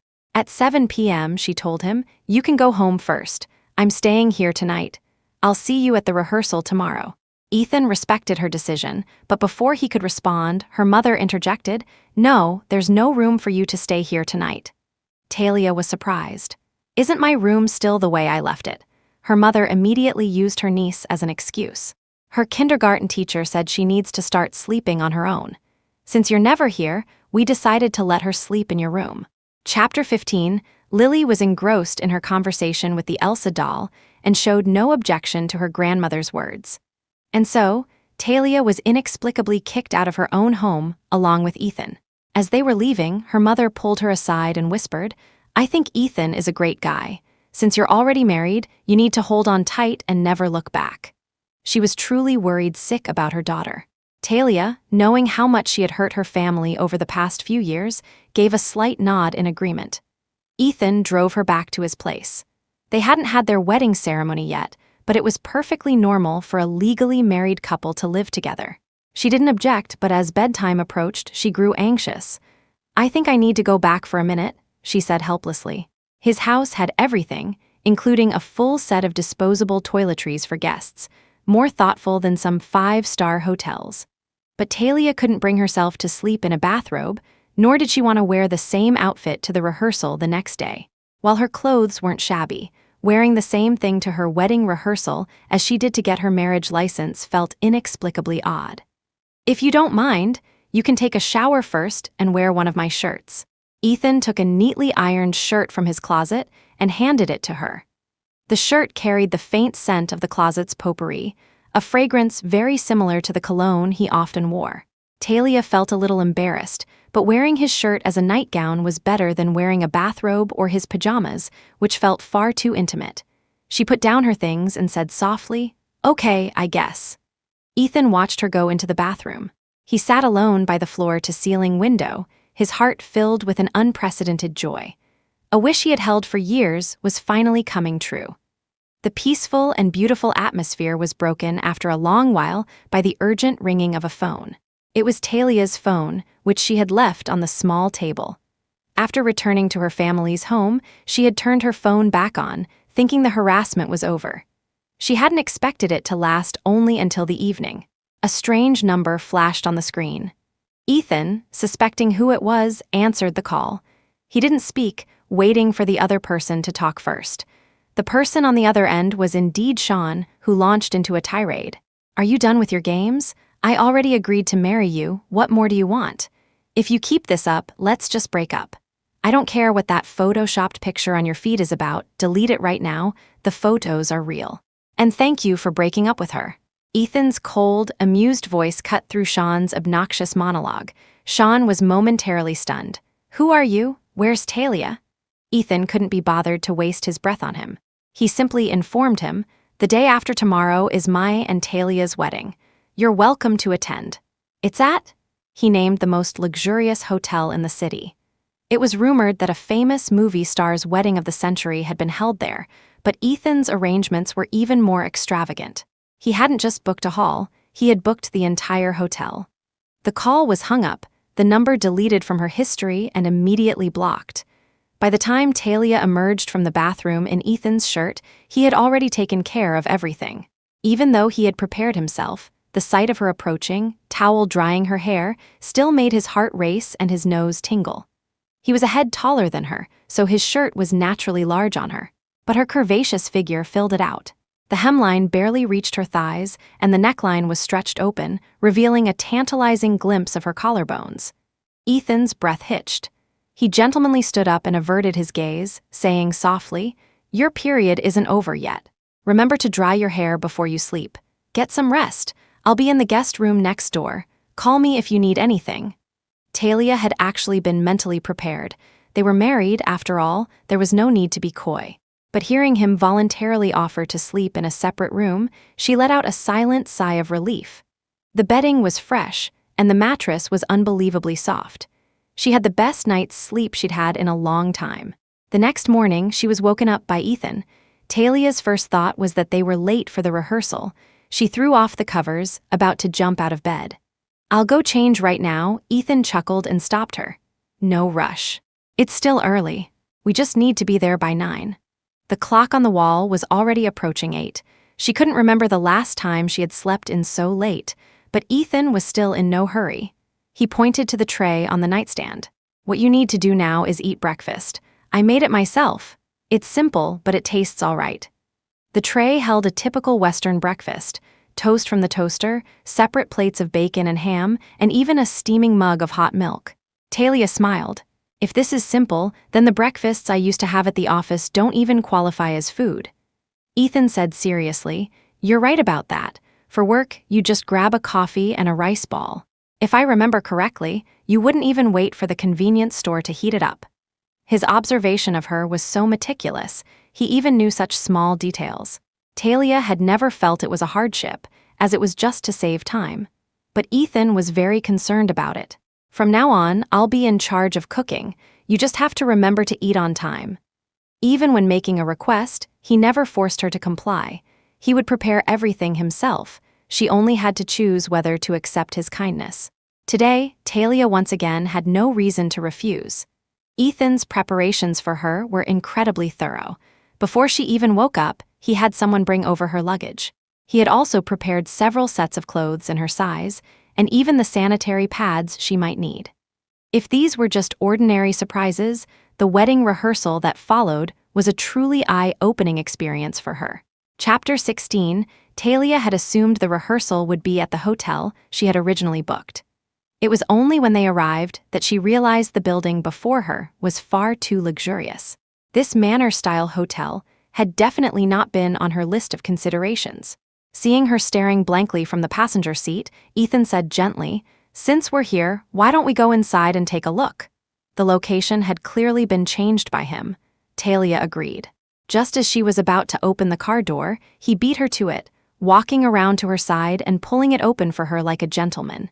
He extended his hand and said, "Let's go." Ethan waited patiently for her to place her hand in his, then held it with just the right amount of pressure. They walked into the hotel's banquet hall looking like the loving couple they were supposed to be. Though it was just a rehearsal, the scene inside was anything but small. A quick glance revealed nearly 100 staff members, from makeup artists and stylists to photographers, a full crew that could have been transplanted to a movie set and started working immediately. "Are you sure you didn't get the date wrong? This is just the rehearsal." Logically, Talia knew it wasn't a mistake, but emotionally, she was completely overwhelmed. So this was what it was like to plan a wedding without having to worry about a thing. Just find the right team, and they would handle everything for you. Ethan kept a firm hold on Talia's hand, refusing to let go. He explained, "I had no choice. Time was tight, and we needed to confirm the entire wedding flow and everything we might need in one day. So, I called everyone over. It's much more convenient to coordinate this way." Talia had to admit that from a logistical standpoint, it was an efficient method. But starting with the bouquets, everywhere she went, people addressed her respectfully as Mrs. Ford, which made her head spin. The staff was incredibly enthusiastic. "Mrs. Ford, these are all sample bouquets. Once you've chosen one, the florist will adjust it according to your preferences and create a fresh one for you." Rows of shelves, which wouldn't look out of place in a library, were filled with all sorts of bouquets. Besides the common fresh flowers, there were also arrangements made of silk, satin, and even jeweled creations that sparkled with wealth. Talia's eyes glazed over from all the choices. She picked a small bouquet of lily of the valley and white tulips. "I think this one is nice. It's simple and elegant, I like it." The florist immediately made a note and explained, "The lily of the valley symbolizes the return of happiness, and this particular arrangement has 13 buds on each stem, which means the person holding it will be favored by fate. Mrs. Ford, you and Mr. Ford will surely have a long and happy life together." Hearing this, Talia couldn't help but smile. "I hope you're right." Perhaps this time, fate really was on her side. Talia had fantasized about her wedding before. Although the other person in her dreams wasn't Ethan, the reality was far more magical than she had ever imagined. The wedding venue was mostly set up. Once Talia confirmed her desired style, the stylists and dressmakers immediately began recommending gowns and accessories. This time, Talia was truly exhausted. She said to Ethan, "You're the one paying for this wedding, so you should have some say. Why don't you pick a dress for me? I'm fine with anything." Ethan nodded and then instructed the dressmaker, "My wife doesn't like any of these. Bring out a new batch immediately." Talia was dumbfounded. She had only been trying to be lazy, but she never expected him to interpret it that way. It was too late to stop him. The staff, with their incredible efficiency, had already wheeled away the racks and brought in new, unseen styles. The sheer variety was dizzying. In the end, thanks to the experienced makeup artist who carefully asked about her usual style, she recommended a white strapless gown with lace cutouts, and the dress was finally decided. Talia felt a wave of relief. She didn't want to waste the whole day on this. She told the makeup artist directly, "My makeup skills are very basic, so I won't give any random opinions on the styling. I'll leave it to you to create a suitable look for me." The stylist, seeing how much Ethan valued her, didn't dare to be careless. When Talia emerged from behind the curtain, she was completely transformed. Ethan stood frozen in place, not even daring to blink, his eyes slowly welling up with tears. His eyes were red. This reaction was completely unexpected. Talia, holding her skirt, approached him and asked softly, "Boss, what's wrong?" Ethan continued to stare at her, transfixed. "Boss," Talia called again. Seeing him unresponsive, as if in a trance, she ventured, "Hubby?" Chapter 17. This time, Ethan finally snapped out of his daze. He responded with a solemn yes, and once again, amidst the good-natured laughter of those around them, he took her hand as if he wanted to hold it for a lifetime. With the bride's gown settled, choosing the groom's attire was much simpler. Ethan chose a light-colored suit that complemented Talia's dress, and then continued to help her pick out high heels. He seemed to feel that everyone else's service was inadequate, so he ended up getting on one knee to help her try them on himself. Talia tried on pair after pair, but couldn't find a suitable one. She felt embarrassed and said, "How about this pair?" Ethan asked, "Do you really like these shoes, or are you just worried about troubling me?" Talia wanted to agree with the former, but her vague answer was instantly seen through. He leaned down and placed an incredibly gentle kiss on her tense instep, then said, "We're a married couple now, I'm not a stranger." With his reassurance, her heart finally settled, and she quickly picked out a pair of shoes she genuinely liked. Talia, that voice. Talia was all too familiar with it. Sean had chosen this exact moment to ruin the atmosphere. Ignoring the security guards, he rushed up to her during a moment when everyone was focused on her and said irritably, "Don't you think you've taken this act a little too far?" Talia, not expecting him to be there, frowned. "Didn't I make things clear to you?" All right, it was all to force me to marry you, right? Fine, I'll give you the official status you want. Is that not enough? Do you have to hire all these people and put on such a big show? Do you know how much this costs? You're so thoughtless. After his self-pitying rant, Sean reached for her hand. Come on, let's go. And stop throwing these little tantrums in the future. Before he could finish, Ethan's fist connected with his face. Caught off guard, Sean staggered back, grabbing onto a sofa to keep from falling. Wiping the blood from his nose, he raged, "Who the hell are you? You dare hit me? I'm calling the cops on you." Ethan's eyes were frosty. "I'm Ethan Ford, and I'm Talia's husband. If you want to call the police, be my guest." Sean had, of course, heard the name, but he instinctively denied it. Impossible. Why would Ethan Ford marry a second-hand woman? Talia put you up to this, didn't she? The response to his question was another heavy punch. Ethan was methodical. The first punch had landed on his left cheek, so this time he aimed for the right, making both sides of his face swell up symmetrically. Now Sean was speechless, his expression filled with terror. Ethan glanced dismissively at the floor. "Mr. Shaw, I'm getting married tomorrow, and I'm in a very good mood. Otherwise, it would have been more than just 2 punches." With that, he didn't want to waste another word on Sean and gestured for the security guards who had followed him in to throw him out. The guards, quick on the uptake, dragged him away. Talia watched the whole thing calmly and only asked Ethan, "Are you hurt?" Ethan, happy to be the object of her concern, gently took her hand. "No, next time don't even bother with him, just tell me." "I know." Talia lowered her gaze to hide the emotion in her eyes, and at that moment, she happened to see the tattoo on his left ring finger. It was a very thin, black line. A small circle around the base of his ring finger. She squinted to make out the letters, murmuring, "TY, is that my initials?" Ethan flinched slightly, but he couldn't bring himself to let go of her hand. Keeping their hands clasped, he explained his past thoughts. "Loving you was my own business. I never should have disturbed your life, and I didn't want to pressure you with my power or status. When you chose Sean, I silently wished you well. But this time, you gave me a chance, so I won't let go." As he spoke, he couldn't tear his eyes away from her face, as if he could never get enough of looking at her. Meanwhile, a disheveled Sean returned home, shocking his parents. "What happened to you? Did you get into a fight?" Sean, wincing in pain, grumbled. It's all because of Talia. After hearing his side of the story, neither of his parents thought he was wrong for showing up uninvited. Instead, they both started cursing Talia. "Why did you even go looking for her? That woman is a jinx, let her go ruin someone else's life. I told you she's not good enough for you. Just you wait, she'll come crying back to you. When she does, you make her get on her knees, beg, and slap herself 100 times, saying she's worthless." Sean, holding an ice pack to his face, thought this was going too far. "Dad, Mom, it's not that serious." His father quieted down, but his mother was relentless. "Son, I know you have a kind heart, but you can't be soft this time. To marry into our Shaw family, she needs a good background at the very least." A chairman's daughter, Sean had always thought this way. But now, listening to his mother's words, he just felt annoyed. He let her continue her tirade against Talia and pulled out his phone to send a message. "If you change your mind now and come back begging, I can forget this ever happened."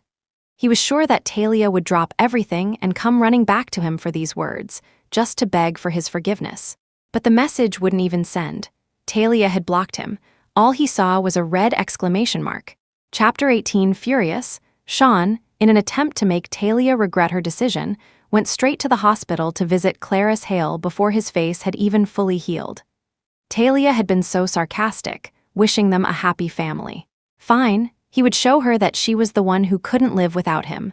Without her, he would be perfectly happy and successful. Clarice was pregnant, but her pregnancy was unstable in the early stages, so she was hospitalized for observation. He would go take some pictures to show off their love. Full of confidence, Sean went to the private room he had arranged for Clarice. Just as he was about to push the door open and surprise her, he was stopped by the sound of a man's panting and a woman's mixed crying and laughing.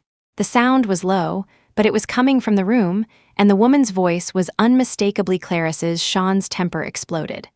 Without a second thought, he kicked open the locked door. The loud bang attracted the attention of almost everyone on the floor. Passing nurses and patients' families were about to confront him when they saw the scene inside and gasped in shock. A crowd of onlookers quickly gathered outside the room. A naked Clarice, her face a mask of terror, scrambled to cover herself with a blanket. The man next to her, who was pulling up his pants with his back to Sean, was none other than his cousin, Nathan Shaw. Sean was so enraged he nearly fainted. Filled with fury, he demanded of Clarice, "Tell me, whose baby are you carrying?"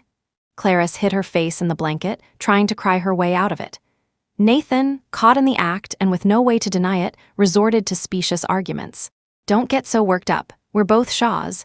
The baby will be a Shaw either way. No need to be so particular." At these words, Sean rushed forward and slapped him across the face. Nathan, unable to dodge in time, took the hit. Sean then grabbed his collar and rained more blows on him, turning the scene into chaos. The onlookers started pointing and whispering, all saying that Sean had been cheated on. After beating Nathan, Sean was still furious. He strode over to the bed, ready to slap Clarice when she burst into tears. I'll confess, okay?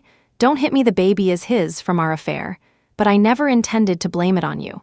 It's just that my late husband died so suddenly, and you know Nathan has a criminal record. I just wanted the baby to have a clean start, to be able to get a government job in the future." Just as Clarice finished her explanation, the head nurse for the floor arrived. Seeing the commotion, she didn't bother asking for the cause and immediately dispersed the crowd before going in to check on Clarice. Nathan was cornered by Sean and couldn't escape, so he had no choice but to wait. The nurse, unaware of the situation, started scolding Sean. "How many times have we told you? Her pregnancy is unstable. No strenuous sexual activity. Why couldn't you control yourselves?" Sean felt incredibly wronged. He hadn't touched Clarice at all recently. She must have been with Nathan. This was more than just being cheated on. He was practically growing a forest on his head. The room was in chaos. He kicked Nathan to the ground and beat him again. That afternoon, everyone from the hospital room was taken to the police station for questioning. Nathan was quiet on the way there, but as soon as he entered the mediation room, he perked up, pointing at Sean. "Officer, I want to file a report. As my cousin, he harassed my fiancé, and when I tried to stop him, he assaulted me." Clarice immediately played along, crying, "We may not be married, but we're truly in love. Who knew he'd use his money to harass me, and even came to the hospital to beat me up today. The cheating was all a lie. Nathan and I are the real couple. She wasn't legally married to either of them, so she could say whatever she wanted." With her tears and accusations, she painted Sean as a monster. You! Sean was so angry he could vomit. He grabbed a potted plant from the table, ready to smash it over their heads. The police officer slammed his hand on the table. "What do you think this is? This is a police station, not a marketplace." Considering the consequences, Sean had no choice but to swallow his anger and put the plant down, glaring at them from across the table. Nathan and Clarice, seeing their plan had been exposed, dropped the act and made their demand. "This is all very embarrassing. How about this? You give us $1 million in compensation and we'll let this go." "Impossible," Sean refused without hesitation. Nathan was fearless. "Fine, don't pay. Then I'll get a medical examination and sue you. You beat me up pretty badly. I might have internal injuries. You can wait to go to jail." No wonder he hadn't fought back in the hospital. He had been planning to blackmail Sean all along. As they were at a stalemate, a familiar voice came from the hallway outside. It sounded like Talia. Sean jumped up. It must be Talia. She heard I was in trouble and came to bail me out. Chapter 19. "I'm in here," he shouted, rushing out of the mediation room. He came face to face with Ethan and Talia, who were hand in hand, filling out paperwork at a counter. They were focused on their task and didn't even notice him. The counter was for processing changes of household registration. It was only then that Sean was forced to believe that Talia was serious. "What are you doing?" he asked, his voice full of disbelief. Ethan shielded Talia, his brow furrowed. "We're married. Of course, we need to be on the same household register. This has nothing to do with you." That last sentence stung Sean. "I don't agree," he suddenly shouted, realizing that he had mistaken a fish eye for a pearl. No one could love and support him the way Talia had. Talia continued to fill out her form, unfazed. Sean wanted to rush over and tear the form from her hands, but he was frozen by Ethan's glare, unable to move. He could only stand there, begging for Talia's forgiveness. "Talia, I was wrong. I was really wrong." Please, for the sake of our past decade together, forgive me. I promise I'll marry you this time, and I'll be completely devoted to you. As for Clarice, I'll never have anything to do with that bitch again." He spat out Clarice's name with gritted teeth, as if he wanted to tear her to shreds. Ethan sneered, exposing him. "Is it that you don't want anything to do with her, or that you found out she betrayed you and came running back to prey on Talia's kindness?" Sean was speechless. After a long pause, he stammered, trying to get past Ethan to plead with Talia again. "Talia, come back to me. We can have a good life together." No matter what he said, Talia never once looked up at him. Ethan kept her safely behind him, not giving Sean a single chance to get close. After finishing their paperwork, the two of them left the police station, leaving him to be pulled back into the mediation room by the pursuing officer. On the way home, Talia felt an unprecedented sense of freedom. She watched the scenery fly by outside the car window, a smile playing on her lips. Ethan spoke to her gently. "Are you happy today?" This was what mattered most to him now. Talia nodded. "Yes, I'm very happy, happier than I've ever been, but I'm still a little confused." Ethan said patiently, "Why don't you tell me? Maybe I can help you figure it out." "I don't understand how I could have ever fallen for someone like him. They say being a love-struck fool is a sickness, and now I think that's probably true. Wasting so many years on him, it wasn't just not worth it. It was like I was on the wrong medication." Looking back, she didn't even feel pain, just a sense of revulsion. Ethan smiled. "But now you have me, maybe it was a test from fate. Now it knows my feelings are true, so it gave me the chance to be with you." The road ahead was wide and smooth. It was a weekday afternoon, with few pedestrians or cars. Ethan boldly started driving with one hand, his other hand sneaking over to take Talia's. He seemed to want to be close to her at every possible moment. Talia tried to pull her hand back. "You should focus on driving. This isn't safe." Ethan smiled. "Are you worried about me?" Talia didn't deny it, but she said, "I need to touch up my makeup." "How am I supposed to do that with one hand if you're holding mine?" "It's okay. You look beautiful with or without makeup," Ethan said sincerely. Talia first found it cheesy, but then she couldn't help but be amused. She let him hold her hand and started watching the road for him. The day passed quickly. On their wedding day, Talia had expected the same chaos she had seen at other weddings, but Ethan had planned everything in advance.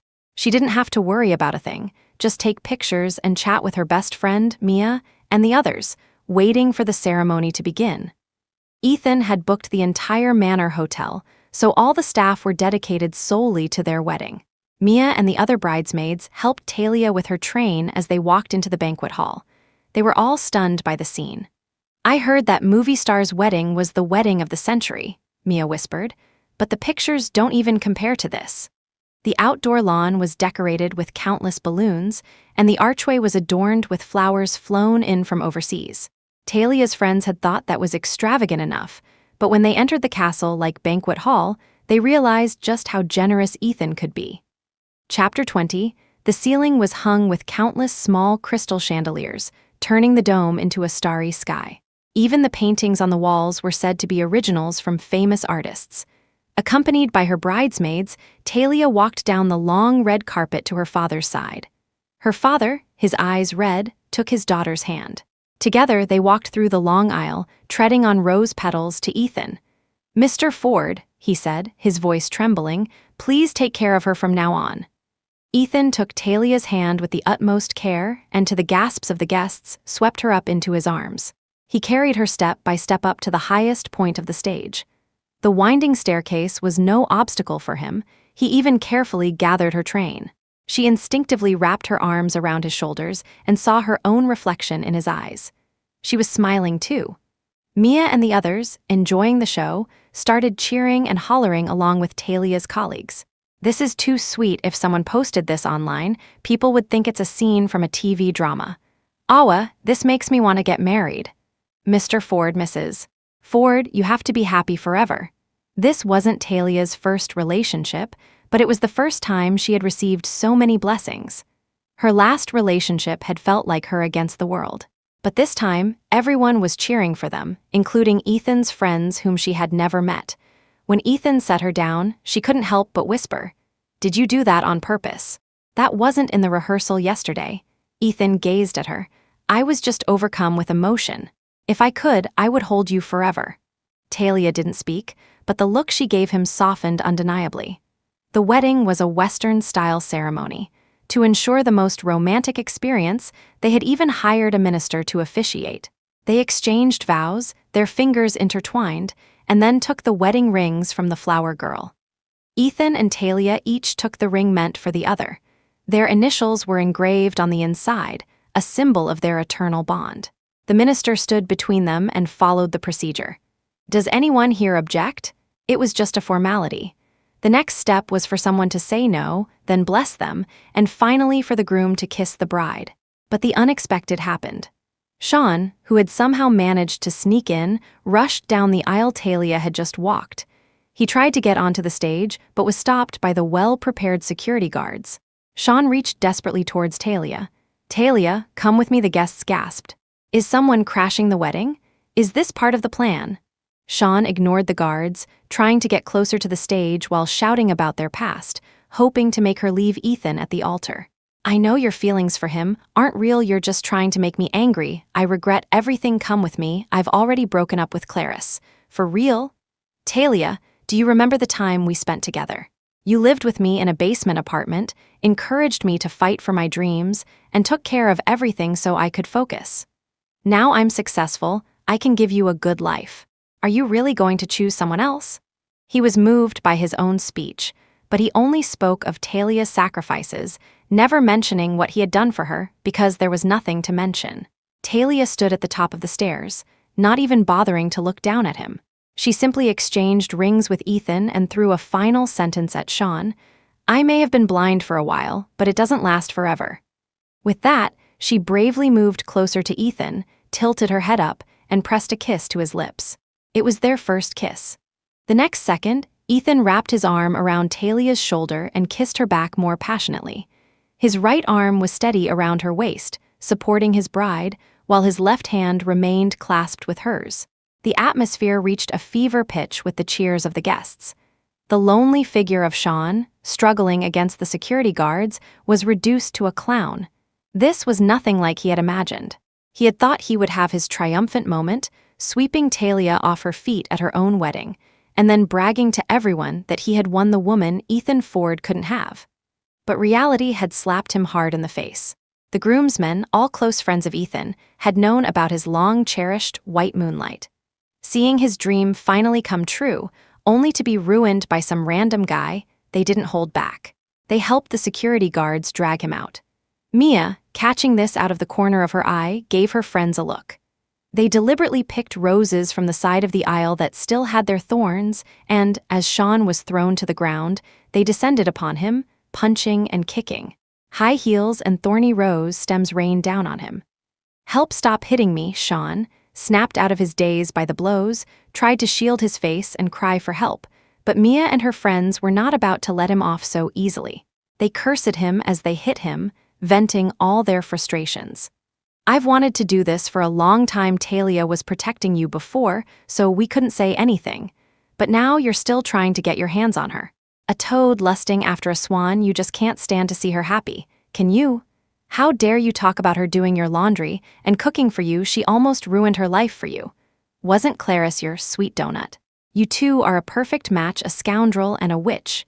Chapter 21. The commotion was soon drowned out by the swell of elegant music. The minister, waiting until Ethan and Talia had finished their kiss, announced with a sigh, "Well, the bride has already kissed the groom. Now the groom may kiss the bride." Talia was slightly out of breath, her lipstick smudged. Ethan's heart stirred. He leaned down and gave her a light, restrained kiss, as gentle as a dragonfly landing on water. As they parted, they saw the reflection of their own happiness in each other's eyes. With such a grand ceremony, the following reception was no less elaborate.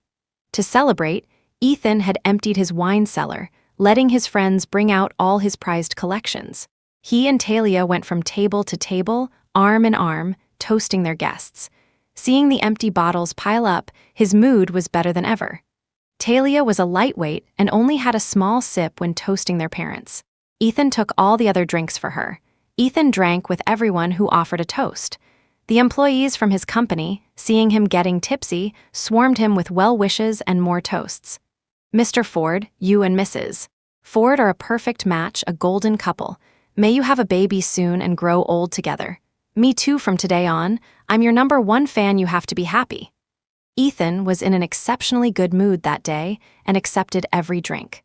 Talia had heard about his high tolerance, but even he wasn't a bottomless pit.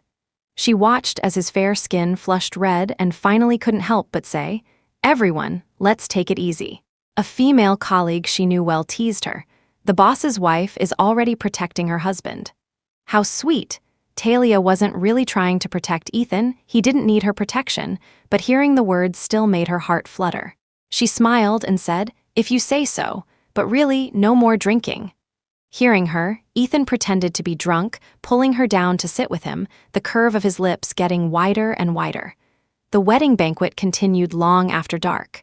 But Ethan, having been plied with drinks by everyone, finally managed to escape.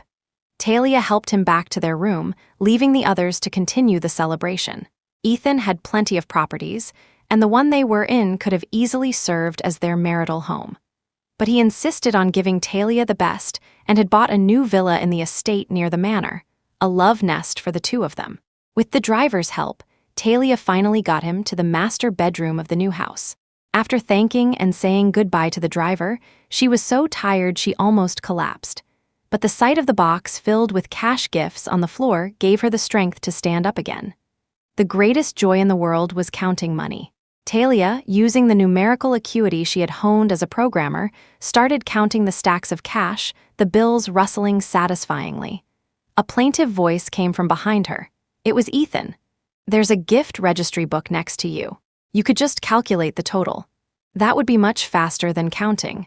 Talia, thinking he was dead drunk and that their wedding night would be uneventful, happily continued counting. "That's not the same. The feel of the cash is different." Ethan sat up. "Do you like money?" Talia told him unequivocally. "Of course. Even if you're already rich, don't you like money?" "All right, I understand." Ethan's voice grew closer. He had silently walked up behind her. He swept her up into his arms, spun around, and carried her back to the bed. His voice was laced with a hint of grievance. "Mrs. Ford, it's our wedding night." He kissed her, almost reverently. That night was a whirlwind for Talia. By the time the storm passed, it was the middle of the night. She wasn't so much asleep as she was exhausted into unconsciousness. The next morning, she woke up covered in faint marks. Just as she was about to endure her fatigue and continue her unfinished task of counting money, she realized the room's decor had completely changed. The soft mattress was gone, replaced by a bedsheet spread over something like a waterbed. But compared to the $100 bills filling the transparent material beneath her, that small change was nothing. Talia rubbed her eyes, thinking she was still dreaming. Then she realized it wasn't just the bed. The cabinets, the sofa, even the vanity were all filled with cash. Everywhere she looked, the reddish glow of money made her dizzy. To top it all off, Ethan walked in from the doorway and added, "I only found out about your hobby of counting money last night. I was short on time and couldn't prepare more, but I've already requested a withdrawal from the bank. The manager will be sending over more cash soon." He had taken her every word to heart, even her casual remark from the night before, as if her words were law. Talia heard her own voice, faint and distant, ask, "You're not going to pave the floor with money too, are you?" "No, I won't," Ethan replied seriously. "That would be illegal, and covering it with a transparent material would make it easy for you to slip. So, I'm planning to build you a high-heel rack out of cash instead." Chapter 22, the sheer amount of money overwhelmed Talia's imagination. She wouldn't have dared to dream this big. Moved, she leaned over and hugged him, saying with genuine sincerity, "Hubby, thank you." It was the first time Ethan had seen her act so endearingly. His heart stirred and he whispered, "And how are you planning to thank me?" 3 months later, one evening, Talia came out of the bathroom with a sigh. Ethan's devotion to her was as strong as, if not stronger than, it had been when they were newlyweds. He immediately asked with concern, "Is it your period? Are you uncomfortable? I'll go make you some brown sugar water." He was, as always, spot on with his timing. Talia shook her head. "It would be better if it were my period. I think we might need to go to the hospital." Our precautions lately haven't been very effective, have they? She was mentally prepared. To make up for the lost years, Ethan had barely let her get a full night's sleep for the past 3 months. They had used protection occasionally, but mostly they had let nature take its course. Ethan was stunned. "We'll go to the hospital right now." It was already late, and the doctors at the public hospital were off duty. So he took Talia to a private hospital that night, waiting anxiously for her to get checked. The results were a pleasant surprise. Talia was 1 month pregnant, and it was highly likely she was having twins. Ethan was overwhelmed with joy. He didn't dare to drive and called a driver instead, while he himself laughed all the way home, clutching the report. As they neared their house, he had another idea. "Let's go, we'll buy everything the babies need right now." Talia was happy about the babies too, of course, but she had to remind him, the doctor said they're not even as big as a walnut yet. Isn't it a bit too early to be preparing all this? Her reminder proved necessary because once the good news spread, their house was soon overflowing with baby things. Ethan was the only child of his generation in the Ford family. They had resigned themselves to having few descendants. When they learned that Talia was having twins, fulfilling the elder's dream of having both a son and a daughter, everyone from his parents to his grandparents was ecstatic. Nutritional supplements arrived in a steady stream, and the house was filled with baby clothes and supplies. Talia, sitting in the living room facing the Ford family, felt like a national treasure. Now, even a slight discomfort, let alone a headache or fever, would have her being treated like royalty. "Grandpa, isn't this a bit too much?" She took the check from the old man and was shocked to see the number of zeros after the one. It was a small fortune. Ethan's grandfather waved his hand magnanimously. "It's not much, just a little welcome gift for the babies. You just focus on taking care of yourself. Don't worry about anything else." Under the care of the Ford elders, Talia got a taste of the life of a wealthy young mistress. She was still in her first trimester, but they already had a full staff of nannies, maids, and even professional maternity nurses. Worried she might feel pressured, Ethan reassured her, "Don't worry. I'll learn how to take care of you and the babies too." 8 months later, Talia gave birth to a healthy boy and girl at the hospital. She had refused the offer of a private hospital, choosing to give birth at the city's public obstetrics and gynecology department. The environment here isn't bad either. Private hospitals were more comfortable, but their medical standards weren't as high as public ones. In case of an emergency, a transfer would be necessary, and many mothers and babies had been lost due to such delays. Talia had been happy for nearly a year, and she couldn't believe fate would be so kind to her. She had prepared for the worst. It was only when Ethan, who had been by her side, held their 2 babies for her to see that she touched their small faces and drifted off to sleep, finally at peace. Meanwhile, a drama was unfolding in the emergency room downstairs. Clarice was hysterically arguing with Sean. "Whose fault is it that I lost the baby? Wasn't it because you stormed into my room and scared me? Now the baby is gone, and I can't have children anymore. You think you can just walk away from me?" "Not a chance," Sean, unable to get away, his face red with anger, pushed her off and started cursing. "That was your and Nathan's baby, what does it have to do with me? As for why you miscarried, do you want me to tell everyone here what you did? The person who made it so you can't have children anymore is Nathan. Go after him, not me. He had been having a terrible time lately."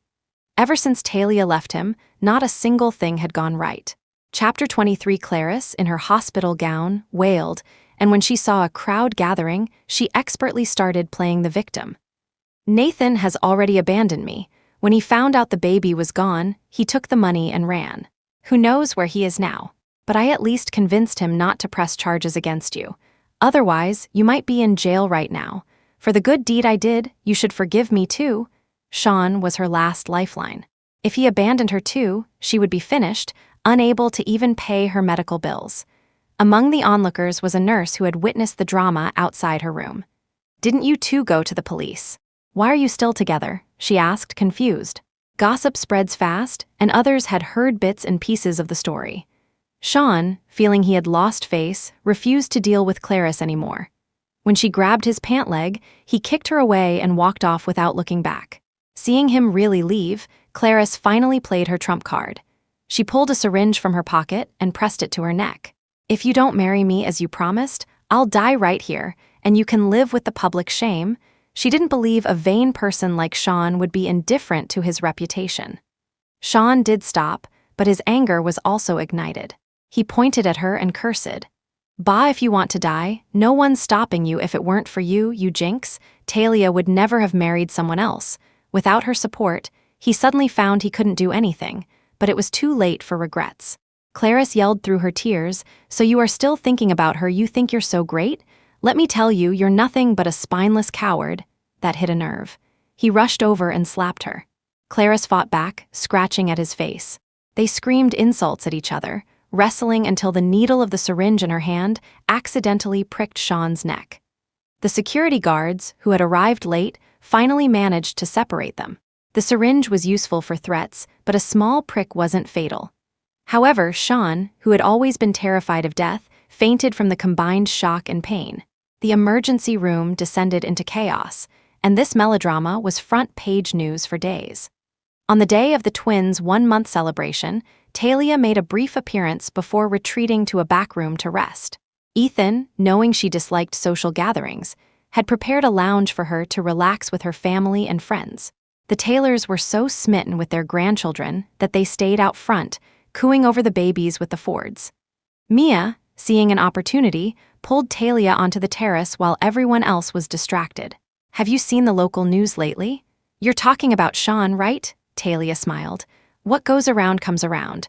I already know he got what he deserved and is all alone now. She had seen the news the day it broke. Ethan had even tried to cover her eyes, telling her not to look at such filth, not knowing that she felt no sense of victory, just a complete lack of interest. Mia grinned slyly. You don't know the half of it. Clarice is a real piece of work.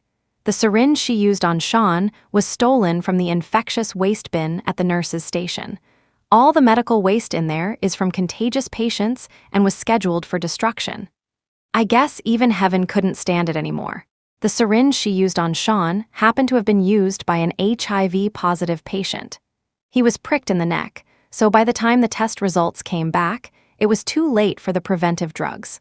Now he's lost his mind, and his snobbish parents cry every day. Talia was momentarily stunned, then simply said, None of that has anything to do with me anymore. I don't hate them, not because I've forgiven them, but because I have my own life now. Only a year had passed, but when she thought back on her past with Sean, it felt like another lifetime. Mia studied her face, and seeing that there was truly no lingering emotion, she said with relief, That's right. You have a husband and children now. You're in a different world from them. Just forget about all that. What had once seemed impossibly difficult was now incredibly simple. Talia was about to nod with a smile when Ethan came looking for her. Seeing she was with Mia, he relaxed and walked over, draping his jacket over her shoulders. Don't worry, Mr. Ford, I'm not going to steal your wife, Mia teased, leaving the terrace for them to have their private moment. Ethan pulled the collar of her jacket tighter, his eyes full of concern. It's getting cold, don't catch a chill. Talia took his hand, feeling a comforting warmth. She smiled back at him. Okay, let's go home.